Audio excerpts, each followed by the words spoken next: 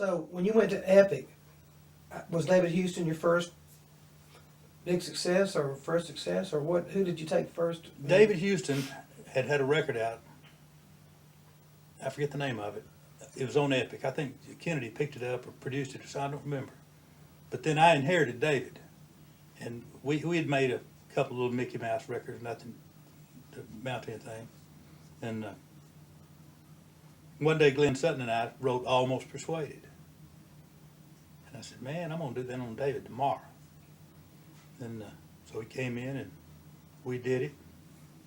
And so that kicked David off real good. And he had a nice, very long run after that. But that was not originally the A side, was it? No, it was the B side. On the A side was a thing called We Got Love. I don't even remember how it goes, but that's the side they were pushing.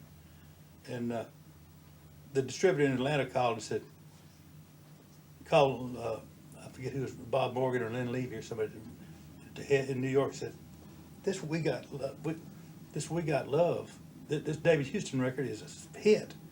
They'd ordered 50,000, which was unheard of, and they came back and ordered another 50,000. And then they called the promotion guys and said, we got to spread this thing. This We Got Love is a smash in Atlanta. And they said, what's We Got Love? The jockeys and the guys said, the David Houston record. He said, oh, no, that's not what we're playing. We're playing a thing with that little crazy piano lick in it. It's called Almost Persuaded. That's what's selling this record. And so that's the story of that. And the story of that song, was it had something to do with a James Bond movie or something? Well, that's where I got the original idea. How'd you know that? There was the end of Almost Persuaded. But I looked into her eyes. He was getting it on with this girl, and right at the very end said, I looked into her eyes and I saw the reflection of my wedding ring. And I remember this James Bond movie before I wrote that idea.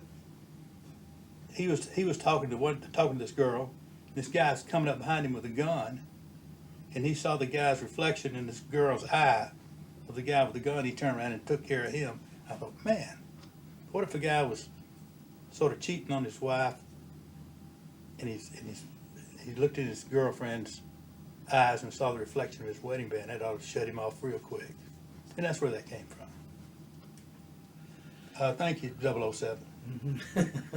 And now, but you got Charlene and did really, and Sutton's wife at the time. Oh, they laughed at it the next morning. They said, y'all sat up all night and wrote that thing? That's silly. That's the silliest song we've ever heard.